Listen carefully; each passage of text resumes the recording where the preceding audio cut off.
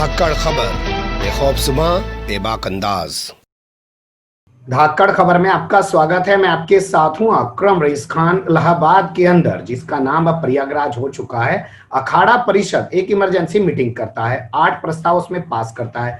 प्रमुखता से जिस प्रस्ताव पर बात की जाती है वो होता है कि अयोध्या के बाद अब मथुरा और काशी का मुद्दा जोर शोर से उठाया जाएगा। उसमें आरएसएस और वीएचपी को भी शामिल किया जाएगा। इसके अलावा दूसरा जो मुद्दा होता है वो होता है पालघर में साधुओं की हत्या के मामले का, कि उसकी सीबीआई जांच क्यों नहीं हो रही है। तो इसी से बहुत सारे सवाल पैदा होते हैं कि क्या इन मुद्दों को लेकर इमरजेंसी मीटिंग बुलाने की कोई जरूरत थी, और क्या इमरजेंसी मीटिंग बुलाने से वाकई में इन मुद्दों पर चर्चा करना था, या किसी और को कोई राजनीतिक फायदा पहुंचाने के लिए ये सब चीजें की गई है। क्योंकि देश में इस वक्त बेरोजगारी चरम सीमा पे पहुंच चुकी है, अर्थव्यवस्था चौपट हो चुकी है, लोग बेरोजगार हैं, परेशान हैं। उस पर क्यों अखाड़ा परिषद बात नहीं करता है। और आज तो एक कदम आगे जाते हुए अखाड़ा परिषद कंगना राणावत के समर्थन में भी आ गया है।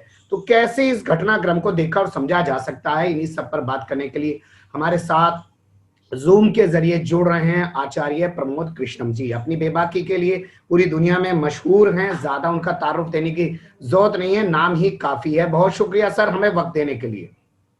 धन्यवाद। पहला मेरा सवाल, क्या इमरजेंसी मीटिंग बुलाने की जरूरत सही थी जो अखाड़ा परिषद ने बुलाई मीटिंग? देखिए, अब अखाड़ा परिषद एक ऐसी संस्था है, ऐसा ऑर्गेनाइजेशन है जिसे संवैधानिक अधिकार प्राप्त है कि वो कभी भी आपातकालीन बैठक बुला सकता है। सवाल है इशूज का। ये अखाड़ा परिषद में जो लोग हैं उनको ये सोचना है कि कौन से इशूज पे वो बैठक बुलाते हैं, कौन से इशूज पे नहीं बुलाते हैं। तो इसमें उनके अधिकार में दखल देने का अधिकार ना आपको है ना मुझे।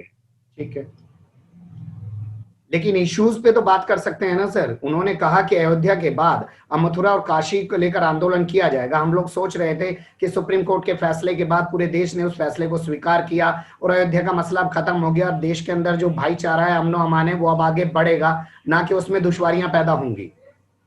देखिए, काशी और मथुरा का जो इशू है वो एकदम अलग है। भगवान श्री राम की जन्मभूमि के मंदिर निर्माण का इशू एकदम अलग था।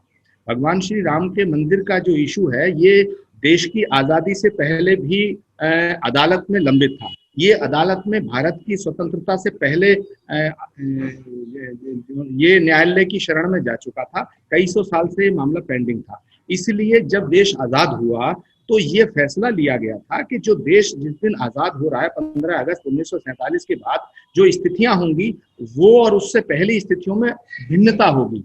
तो काशी और मथुरा का जो इशू है ये अब अगर अखाड़ा परिषद इसको उठाना चाहता है तो उठा सकता है, लेकिन मुझे लगता नहीं है कि भारत में एक संविधान है, एक व्यवस्था है। काशी के अंदर भी और मथुरा के अंदर भी हिंदुओं की ऐसी भावना है कि उन मंदिरों को तोड़ के भी मस्जिद का निर्माण किया गया। लेकिन क्योंकि हम एक डेमोक्रेटिक कंट्री हैं, इसलिए हम तालिबान नहीं है, हम हिंदुस्तान है। तो हम अगर इस पे बेमतलब का विवाद अगर खड़ा करना चाहते हैं तो कर सकते हैं, लेकिन मुझे लगता नहीं है कि भारत का संविधान और भारत की न्यायालय या न्याय प्रणाली इसकी अनुमति देता है। फिर भी उत्तर प्रदेश की सरकार और भारत की सरकार को इस पे सोचना चाहिए। 1991 में पार्लियामेंट एक कानून पास करता है और कहता है कि 15 अगस्त 1947 तक जो धर्मस्थल जिस शक्ल में है वो उसी शक्ल में रहेंगे। हो सकता है वो पार्लियामेंट से पास हुआ प्रावधान कानून इस रास्ते में रोड़ा अड़े, जो काशी और मथुरा के है, पहले उसी को चैलेंज करना पड़ेगा सुप्रीम कोर्ट में। लेकिन मैं टाइमिंग पे सवाल खड़ा करना चाहता हूँ। बिहार में चुनाव है सर, अखाड़ा परिषद इस वक्त काशी और मथुरा की बात करके क्या बीजेपी को फायदा पहुंचाने के लिए काम करता हुआ नहीं दिखाई दे रहा है? देखिए, मैं बहुत ही स्पष्ट रूप से कहना चाहता हूं कि धार्मिक संस्थाएं अब विशुद्ध रूप से धार्मिक नहीं रह गई। और ये होता भी है, जब देश काल परिस्थिति परिवर्तित होती है तो सब कुछ बदलता है। ऐसा नहीं है कि आप बदल रहे हैं मैं नहीं बदल रहा, या आचार्य प्रमोद कृष्णम बदल रहे हैं आप नहीं बदल रहे। सब कुछ बदलता है, सामाजिक परंपराएं बदलती हैं, ऐतिहासिक जो पृष्ठभूमि शुरू जहां से होती है, वर्तमान का इतिहास अलग लिखा जाता है। तो राजनीति का प्रभाव जनतंत्र में हर एक मुद्दे पर, हर एक पहलू पर पड़ता है। तो आज जो धार्मिक संस्थाएं हैं, चाहे वो किसी भी धर्म से संबंधित है, यदि ये कहा जाता है कि वो सिर्फ धार्मिक संस्थाएं हैं तो मैं इसे मानने को सहमत नहीं। आज देश के अंदर धार्मिक संस्थाएं 2 भागों में विभाजित हो गई हैं। एक वो है जो नरेंद्र मोदी जी समर्थन करते हैं, एक वो है जो आरएसएस से संबंधित नहीं है। लेकिन धर्म एक बहुत व्यापक विषय है। आस्था का अपना अपना निजी निजी उसका क्या बोलते हैं, उसका एक ज्यूरिडिक्शन समझो या उसकी परिधि समझो, लेकिन वो एक निजी मामला है। मेरी आस्था जहां है वहां रहेगी, वो किसी तर्क का मोहताज नहीं है। लेकिन जहां तक अखाड़ा परिषद का जो सवाल है, ये मुझे लगता है कि बिहार के चुनाव आने पर या कोई और चुनाव आने पर इस तरह की चीजें होती हैं और होती रहेंगी। तो मुझे नहीं लगता कि इसमें सिर्फ धर्म का दृष्टिकोण देखा जाना चाहिए, विशुद्ध रूप से राजनीतिक कदम है। क्या आपको नहीं लगता कि अभी हाल फिलहाल में एक बयान किसी मुस्लिम संस्था तंजीम की तरफ से आएगा कि अगर किसी मस्जिद की तरफ आंख उठाई तो हम ये कर देंगे वो कर देंगे, फिर उसके बाद मामला गरमाएगा और जो अखाड़ा परिषद ने सोच समझ के ये बयान दिया है, प्रस्ताव पास किया है, वो गरमाएगा और मुद्दा बनेगा और फिर राजनीति होगी? देखिए, आरएसएस, विश्व हिंदू परिषद और बीजेपी ये चाहते हैं कि मुस्लिम नेता, मुस्लिम उलेमा और तमाम मुसलमान ऑर्गेनाइजेशन जो है नरेंद्र मोदी को गाली दें, और ये चाहते हैं कि जितना मुस्लिम नेता हिंदुओं को गाली देंगे, हिंदू देवी देवताओं का अपमान करेंगे, उससे क्या होगा, हिंदू वोट एक होगा। वो कहेंगे देखिए मुसलमान हमें गाली दे रहे हैं। जबकि हिंदुस्तान का मुसलमान, मैं यकीन के साथ कहता हूं कि हिंदुस्तान का मुसलमान जो अमन पसंद मुसलमान है, वो किसी भी हिंदू देवी देवता का अपमान नहीं कर सकता है, क्योंकि इस्लाम के हवाले से ये बात स्पष्ट है। और पैगंबर मोहम्मद साहब ने भी ये बात कही है कि आप किसी भी मजहब के पेशवा की तौहीन मत करना, हो सकता है वो आपका नबी हो। ये हदीस है, ये हदीस है। लेकिन राजनीति में सब कुछ जायज, everything is fair in love and war. ये युद्ध है, ये महायुद्ध है। जहां तक धर्म का सवाल है, मुझे बताइए महाभारत में कौन मुसलमान था? सारे हिंदू थे। रामायण में कौन मुसलमान था? और जो करबला का युद्ध हुआ जिसमें पैगंबर मोहम्मद साहब के नवासों को कत्ल किया गया, वहां कोई हिंदू नहीं था, मुसलमानों ने ही मुसलमानों को कत्ल किया। महाभारत में लाखों लोग जो का खून बहा, वो सब हिंदू थे। मसला धर्म का नहीं है, मसला है विचारधारा का, मसला है आइडियोलॉजी का, मसला है सत्ता पे काबिज होने का। तो ये सत्ता का संघर्ष आदिकाल से लेके चल रहा है और अनंत तक चलेगा। जब तक मनुष्य है तब तक ये खुराफात जारी रहेंगे। और आज हमारे देश की जो स्थिति है वो बिल्कुल ऐसी है कि धर्म के नाम पर बंटवारा हो चुका है और इसको करना चाहते हैं। लेकिन हम लोग कोशिश करते हैं कि ये देश बहुत बड़ा है, धर्म हमारी आस्था का विषय है। हम घर की चौखट के अंदर आरती करें या नमाज अदा करें, ये हमारा अपना अकीदा है, ये हमारी अकीदत है, ये हमारी श्रद्धा है, ये हमारी आस्था है, ये हमारा विश्वास है। लेकिन हम अगर घर के बाहर निकले तो हम हिंदुस्तानी बन के निकले, हम तिरंगे को सलाम करें, हम तिरंगे को प्रणाम करें, हम वंदे मातरम करें, हम इस भारत भूमि को नमन करें। इसलिए देश के तमाम संविधान के आधार पर गठित हुई सरकारों का दायित्व है कि भारत को यदि एक रखना है तो ये धार्मिक उन्माद के जितने संगठन हैं इन पर बैन लगा देना चाहिए। ठीक है, बहुत बड़ी बात आप कह रहे हैं और अच्छा है कि जो धर्म के नाम पर उन्माद फैलाते हैं उन पर पाबंदी लगनी चाहिए और सख्ती से काम होना चाहिए। लेकिन आपने कहा कि मसला विचारधारा का है, तो मैं यहाँ ये समझना चाहता हूं कि क्या अखाड़ा परिषद, जो बेरोजगारी है देश में, जो लोग भूखे मर रहे हैं, सुसाइड कर रहे हैं, अब तो तमाम ऐसी रिपोर्ट्स आने लगी है कि लोग खुद को आग तक लगाने लगे हैं, उसको लेके क्यों कभी कोई बात नहीं करता है? मैं आपसे ही सवाल करता हूं कि देश की जो मीडिया है 2 महीने से रिया दिखा रही है, अब कंगना दिखा रही है, अब फिर रिया को आ जाएगी, फिर कंगना पे आ जाएगी। कंगना राणावत जो है एक एक्ट्रेस है, मैं उसका महिला के नाते सम्मान करता हूं, लेकिन ये केवल झगड़ा इसका नहीं है। लक्ष्मीबाई से ज्यादा वीरांगना के रूप में उनको प्रस्तुत किया जा रहा है। क्यों किया जा रहा है? क्योंकि सुशांत सिंह राजपूत एक बहुत बड़ा कलाकार, उसकी मौत हुई, सीबीआई की जांच हुई। अब मुझे आप बताइए कि सीबीआई की जांच हुई क्यों थी? सीबीआई की जांच इसलिए हुई थी कि सुशांत सिंह राजपूत की मौत हत्या है या आत्महत्या? जी, हत्या है या आत्महत्या? अब ये विषय खत्म हो गया। सीबीआई ने ये बताया किसी को कि ये मौत जो है हत्या है? सीबीआई ने बताया कि ये आत्महत्या है? नहीं। लेकिन अब उस पर उसकी जो रेल है वो ड्रग की तरफ चल दी। अरे भाई, कोई हुक्का पीता है, कोई चिलम पीता है, कोई सुल्फा पीता है, कोई गांजा पीता है, इससे क्या मतलब है? आप सीधा बताओ कि सुशांत सिंह की मौत जो थी वो हत्या है, तो रिया को फांसी पे चढ़ाना चाहिए। और अगर उसकी मौत में उसका रोल नहीं है तो उस गरीब ब्राह्मण कन्या को क्यों मार रहे हैं आप? ये क्या मतलब है? खुशी दुबे के लिए क्यों नहीं इमरजेंसी प्रस्ताव लाए? ये सब पॉलिटिक्स है। और मुझे अफसोस के साथ कहना पड़ रहा है कि अखाड़ा परिषद भी भारतीय जनता पार्टी के हाथों में खेल रहा है। आपने रिया चक्रवर्ती की भी जाति ढूंढ ली और आपने कहा कि एक ब्राह्मण लड़की को, यानी कि महाराष्ट्र में भी ब्राह्मण लड़की को निशाना बनाया जा रहा है सर। मैं ये नहीं कह रहा हूं, लेकिन रिया चक्रवर्ती ब्राह्मण तो है ना जी। अत्याचार अगर ब्राह्मण के साथ होगा तो मैं उसे ब्राह्मण ना कहूं? ये कौन सा लॉजिक है? मेरा सवाल है कि अगर सुशांत सिंह की मौत में रिया चक्रवर्ती की भूमिका है तो उसे सख्त से सख्त सजा दी जानी चाहिए। लेकिन अगर उसकी भूमिका नहीं है, ये स्पष्ट कौन करेगा? ये सीबीआई स्पष्ट करेगी। 80 घंटे से ज्यादा सीबीआई ने पूछताछ की, तो सीबीआई एक हफ्ते से चुप क्यों है? ठीक है, आपने बिल्कुल सही सवाल उठाया कि सुशांत सिंह की मौत का तो बता नहीं रहे हो कि हत्या है, आत्महत्या, और एक लड़की और उसके परिवार को बर्बाद करने पे जेल डालने में तुले हुए हो। लेकिन मेरा सवाल फिर अधूरा है कि अखाड़ा परिषद जो इतनी बड़ी संस्था है, उसे बेरोजगारी पे क्यों नहीं कुछ दिखाई देता है? उसे देश की आर्थिक स्थिति पे क्यों नहीं कुछ दिखाई देता है?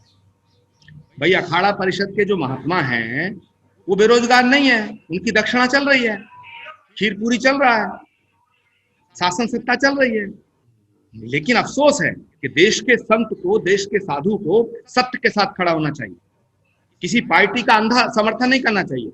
मैं कांग्रेस का समर्थन करता हूं, लेकिन कितने ही ऐसे मौके आते हैं जब कांग्रेस की कुछ फैसलों का मैं विरोध करता हूं। साधु का धर्म जो है सत्य के साथ खड़ा होना है। साधु का धर्म गुलामी नहीं है, साधु का धर्म चमचागिरी और चापलूसी नहीं है। हम लोग सत्य के साथ खड़े हैं। तो अखाड़ा परिषद को अगर ये लगता है कि किसी भी इशू पर, किसी मुद्दे पे आपातकालीन बैठक बुलाई जानी चाहिए, तो अखाड़ा परिषद का अधिकार है। लेकिन बीजेपी के हाथ की कठपुतली ना बने अखाड़ा परिषद। मुख्यमंत्री आएंगे और चले जाएंगे, मुख्यमंत्री आएंगे और चले जाएंगे। पंडित गोविंद बल्लभ पंत से लेकर योगी आदित्यनाथ तक कि दर्जनों मुख्यमंत्री आ चुके और आएंगे। देश के प्रधानमंत्री कितने हो गए और कितने और आएंगे। लेकिन देश रहना चाहिए, धर्म रहना चाहिए, सत्य रहना चाहिए। साधु को सरकार की और सत्ता की चमचागिरी नहीं करनी चाहिए, गुलामी नहीं करनी चाहिए, चाटुकारिता नहीं करनी चाहिए। सत्य के साथ जो खड़ा है वही साधु है। बहुत बड़ी बात आप कह रहे हैं कि सत्य के साथ जो खड़ा है वही साधु है। लेकिन आज की बड़ी खबर यह भी है कि कंगना रनावत के समर्थन में अखाड़ा परिषद आ गया है। इसको कैसे देखेंगे? कंगना रनावत के पक्ष में अखाड़ा परिषद आया है, बहुत बहुत अच्छी बात है। प्रत्येक संगठन को, प्रत्येक व्यक्ति को अपना समर्थन और अपना विरोध करने का अधिकार है। मैं इसके खिलाफ नहीं हूं, लेकिन मैं अखाड़ा परिषद से सवाल करता हूं, खुशी दुबे के ऊपर जो अत्याचार हुआ उस पर क्यों नहीं है, उसका समर्थन क्यों नहीं कर रहे? क्योंकि यहाँ योगी आदित्यनाथ की सरकार है, वहां उद्धव ठाकरे की सरकार है। उद्धव ठाकरे जब तक भाजपा के साथ थे तो देवता थे, हिंदू हृदय सम्राट थे, भगवान का अवतार थे। और जब कांग्रेस के साथ समर्थन में सरकार बन गई तो उद्धव ठाकरे राक्षस हो गए। आचार्य प्रमोद कृष्णम अगर बीजेपी के साथ होंगे तो देवता हैं, और आचार्य प्रमोद कृष्णम अगर बीजेपी के साथ नहीं होंगे तो राक्षस हैं, दुष्ट हैं। ये क्या तरीका है? चलिए मैं आगे, ब्राह्मणों पर जो अत्याचार हो रहा है, सुनिए, ब्राह्मणों पर जो अत्याचार हो रहा है उत्तर प्रदेश में, एक सेकंड सर, ब्राह्मणों पर जो अत्याचार हो रहा है उत्तर प्रदेश में, जब मैं इस पर खामोश था तो मैं देवता था। जब मैंने कहा भाई ब्राह्मणों के बच्चों को उठा के गोली मार रहे हो, ये फेक एनकाउंटर है, और फेक एनकाउंटर मर्डर है, हत्या है। आपके घर का किसी बच्चे को उठा करके 4 लड़के आए AK-47 और सिविल ड्रेस में गाड़ी में ले जाएं और गोली मार के कहने के ये पिस्टल छीन के भाग रहा था, कलेजा कांप जाएगा। बिल्कुल सही आप कह रहे हैं, कलेजा कांप जाता है। सवाल क्यों नहीं उठाया? जब मैंने ये सवाल उठाया तो आचार्य प्रमोद कृष्णम दुष्ट हैं, आचार्य प्रमोद कृष्णम शुक्राचार्य हैं, आचार्य प्रमोद कृष्णम मौलाना है, आचार्य प्रमोद कृष्णम राक्षस है, आचार्य प्रमोद कृष्णम, सब कुछ इल्जाम मुझ पर लगाते हो। ठीक है सर, एक छोटा दो सवाल और हैं, उनके बारे में और आपसे जान लेता हूं। एक प्रस्ताव पास किया गया कि पालघर में जो साधुओं की हत्या हुई है उसकी सीबीआई जांच होनी चाहिए। बुलंदशहर में 2 साधुओं की हत्या हुई, अमरोहा में 1 साधु की हत्या हुई। अभी हाल फिलहाल की खबर है, हरदोई में एक साधु, उनकी पत्नी और बेटे की हत्या कर दी गई, और उसके बाद दूसरा हत्याकांड हुआ कन्नौज में, साधु की हत्या कर दी गई। उस पर क्यों नहीं बोलता है अखाड़ा परिषद? देखिए, सुशांत सिंह की मौत की सीबीआई जांच हो रही है। अब अखाड़ा परिषद ने कहा है कि पालघर के साधुओं की सीबीआई जांच होनी चाहिए, बिल्कुल होनी चाहिए, मैं समर्थन करता हूँ। लेकिन बुलंदशहर में जो साधु मारे गए उनकी भी सीबीआई जांच होनी चाहिए। कन्नौज में जो संत मारा गया दुबे, उसकी भी सीबीआई जांच होनी चाहिए। और ये जो फेक एनकाउंटर हुआ है ब्राह्मणों के बच्चों का, इसकी भी सीबीआई जांच होनी चाहिए। इसकी सीबीआई जांच की मांग क्यों नहीं करता अखाड़ा परिषद? क्यों नहीं करता?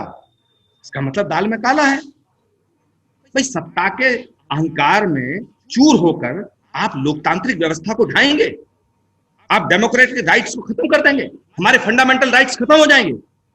ये कैसा लोकतंत्र है? अगर तुम्हारी सरकार है तो नियम दूसरा, दूसरे की सरकार है तो नियम दूसरा। ये कैसा व्यवस्था है? कैसी व्यवस्था है? मैं इसके खिलाफ हूं और मैं इसके खिलाफ कहूंगा। आप बहुत जायज सवाल उठा रहे हैं, लेकिन मैं आखिर की तरफ चलता हूं क्योंकि एक प्रस्ताव के बारे में और जिक्र कर लेता हूं। कहा गया कि लव जिहाद के मुद्दे पर आदित्यनाथ योगी जो काम कर रहे हैं बहुत ही अच्छा है। उससे हिंदू जो ऐसे इलाकों में रह रहे हैं जो मुस्लिम बाहुल्य इलाका है, उनके अंदर एक भावना अच्छी पैदा हो रही है, उनके अंदर डर खत्म हो रहा है। इसे आप कैसे देखते हैं? देखो मित्र, मैं मानता हूं जहां लव है वहां जिहाद नहीं है, जहां जिहाद है वहां लव नहीं है। बहुत बड़ी बात। इसलिए मैं इस पर क्या टिप्पणी करूं? ये सब वाहियात बातें हैं। हमें अपने बच्चों पे भरोसा है और हमें अपने बच्चों पे भरोसा करना चाहिए। हमारे संस्कार, हमारी संस्कृति, हमारी मर्यादाएं, हमारी शिक्षाएं, हमारे शास्त्र, हमारे सत्संग और समागम स्पष्ट करते हैं कि तुम जो कुछ भी करने जा रहे हो पहले अपनी अंतरात्मा से पूछो। यदि तुम्हारी अंतरात्मा उसको स्वीकार करती है तो आप आगे बढ़ो, यदि अंतरात्मा स्वीकार नहीं करती है तो मत बढ़ो। अपनी किसी कमजोरी का दोष दूसरे पे नहीं दिया जा सकता। ठीक? ये जो तमाशे हैं ये सब पॉलिटिकल हैं। ना हर हिंदू अच्छा है, ना हर मुसलमान अच्छा है, ना हर हिंदू बुरा है, ना हर मुसलमान बुरा है। वो बुरा है जिसका ख्याल बुरा है, जिसकी सोच बुरी है। गंदगी विचारों में फिर एक्ट में परिवर्तित होती है। मनुष्य पहले भीतर से गंदा होता है, तब उसकी गंदगी बाहर छलकती है। इसलिए अपना नजरिया बदलिए, नजारा बदल जाएगा। दृष्टि बदलिए, दृष्टिकोण बदलिए, ये सारा संसार जो है तुम सुंदर नजर। मेरा हाथ जोड़ के निवेदन है तमाम देश के संतों से, अखाड़ा परिषद से भी। मैं अखिल भारतीय संत समिति का 7 वर्ष अध्यक्ष रहा हूं। मैं सब संत महात्माओं से निवेदन करना चाहता हूं कि इस भारत माँ को जब आजाद किया गया था, इस भारत माता की जो बेड़ियां काटी थी, तो उसमें बंगाल से सुभाष चंद्र बोस ने आवाज दी थी कि तुम मुझे खून दो, मैं तुम्हें आजादी दूं। पंडित चंद्रशेखर आजाद ने आखिरी गोली अपनी कनपटी पे मारते हुए कहा था कि आजाद आजाद था और आजाद ही रहेगा। जब पाकिस्तान से युद्ध हुआ तो वीर अब्दुल हमीद ने अपने बदन पर बम लपेट के टैंक के नीचे अपनी शहादत दी थी। इन शहादत को, इन कुर्बानियों को हमें भूलना नहीं है। हम हिंदू हैं, हम मुसलमान हैं, हम ईसाई हैं, हम पारसी हैं, हम कुछ और भी हो सकते हैं, लेकिन उस सबसे पहले हम इंसान हैं। हमारे यहाँ शास्त्रों के अंदर सबसे पहला जो आशीर्वाद दिया गया है वो ये नहीं दिया गया आयुष्मान भव, चिरंजीव भव, यशस्वी भव, शक्तिशाली भव, ये नहीं दिया गया। सबसे पहला आशीर्वाद हमारे ऋषियों ने क्या दिया? मनुर्भव, यानी मनुष्य भव। येषाम न विद्या न तपो न दानम ज्ञानम न शीलम गुणो न धर्मा ते मृत्यलोके भुवि भार भूता मनुष्य रूपेण मृगाश्चरन्। 2 हाथ हैं, 2 पैर हैं, खाते हैं, आहार निद्रा भूख करते हैं, ये करते हैं, वो करते हैं, ये सब तो पशु भी करते हैं। जिसके अंदर क्षमा है, शील है, गुण है, संयम है, संस्कार है, सदाचार है, परोपकार है, वो मनुष्य है। तो सबसे पहले हमें इंसान बनना है, और इंसान अगर आप नहीं बन पाए तो ना आप हिंदू हैं ना मुसलमान हैं। बहुत धन्यवाद। अच्छे से, धन्यवाद, बहुत शुक्रिया आपका, बहुत शुक्रिया सर।